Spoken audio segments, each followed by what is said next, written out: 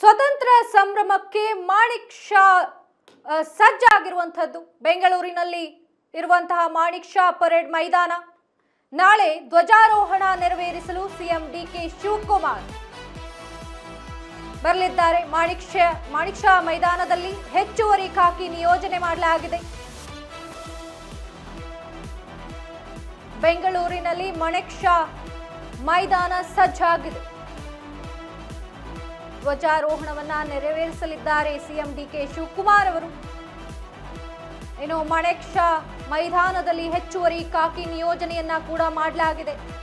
9 DCP, 17 ACP, 106 PSI, 14 ಮಹಿಳಾ PSI, ಒಟ್ಟು 1100 police ಅಧಿಕಾರಿ ಸಿಬ್ಬಂದಿ ನಿಯೋಜನೆಯನ್ನ ಕೂಡ ಮಾಡಲಾಗಿದೆ.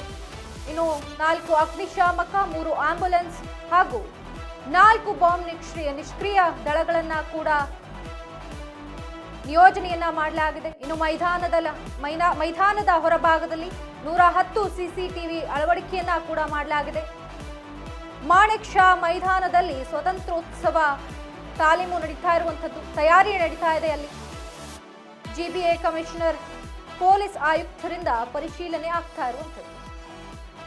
ಬೆಂಗಳೂರಿನಲ್ಲಿರುವ ಮಾಣಿಕ್ ಶಾ ಪರೇಡ್ ಮೈದಾನದಲ್ಲಿ ಇನ್ನು ನಾಳೆ ಸಿಎಂ ಡಿಕೆ ಶಿವಕುಮಾರ್ ಅವರು ಧ್ವಜಾರೋಹಣ ಮಾಡಲಿದ್ದಾರೆ.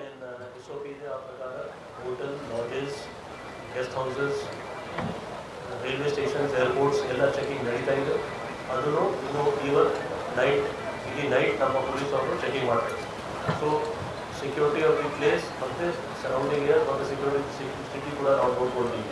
ಇದು ಎಲ್ಲ ಇದರಲ್ಲಿ 2,000 ಜನ ಟ್ರಾಫಿಕ್ ಮತ್ತು ಲಾ ಆರ್ಡರ್ ಇದರಲ್ಲಿ ನಾವು ಡೆಪ್ಲಾಯ್ ಮಾಡ್ತಾ ಇದ್ದೀವಿ ನಮ್ಮ ಪರೇಡ್ಗೋಸ್ಕರ. ಇದರಲ್ಲಿ KSRP, CR, ಫೈರ್ ಟೆಂಡರ್ಸ್, ಆಂಬ್ಯುಲೆನ್ಸಸ್ ಮತ್ತು ರಿಸರ್ವ್ ವೆಹಿಕಲ್ಸ್. ಕಾರ್ಯಕ್ರಮ ಇವತ್ತು ಹಮ್ಮಿಕೊಳ್ಳಲಾಗಿದೆ. ಅದಕ್ಕೆ ಆಗಮಿಸತಕ್ಕಂಥ ಎಲ್ಲ ನಮ್ಮ ಸಹಮಿತ್ರರು, ನಮ್ಮ ಪೊಲೀಸ್ ಕಮಿಷನರು ಹಾಗೂ ಹಿರಿಯ ಅಧಿಕಾರಿಗಳು ಹಾಗೂ ಎಲ್ಲ ಮಾಧ್ಯಮ ಮಿತ್ರರಿಗೆ ನಮಸ್ಕಾರಗಳು. ಇವತ್ತಿನ ದಿವಸ ಪೂರ್ವಭಾವಿ ಸಿದ್ಧತೆ ಬಗ್ಗೆ ವೀಕ್ಷಣೆ ಮಾಡಲಿಕ್ಕೆ ನಾವು ಮತ್ತು ನಮ್ಮ ಕಮಿಷನರ್ ಪೊಲೀಸ್ ಅವರು ಬಂದಿದ್ದೇವೆ. ಹಾಗೂ ನಾಳೆ ಕಾರ್ಯಕ್ರಮ ಬಗ್ಗೆ ಸಹ ತಮಗೆ ಇದರ ಬಗ್ಗೆ ಸ್ವಲ್ಪ ಮಾಹಿತಿ ಕೊಡಲಿಕ್ಕೆ ನಾವು ಯೋಚನೆ ಮಾಡ್ತಾಯಿದ್ದೇವೆ. ವಿಶೇಷವಾಗಿ ಪ್ರತಿ ವರ್ಷ ಥರ ಈಗ ನಮ್ಮ ಪರೇಡ್ ಬರ್ತದೆ, ಪರೇಡ್ ಆಗುತ್ತದೆ. ವಿಶೇಷವಾಗಿ ಈ ವರ್ಷ ಈ ಸಾರಿ ನಮ್ಮ minute to minute programme detail ಪ್ರಕಾರ 9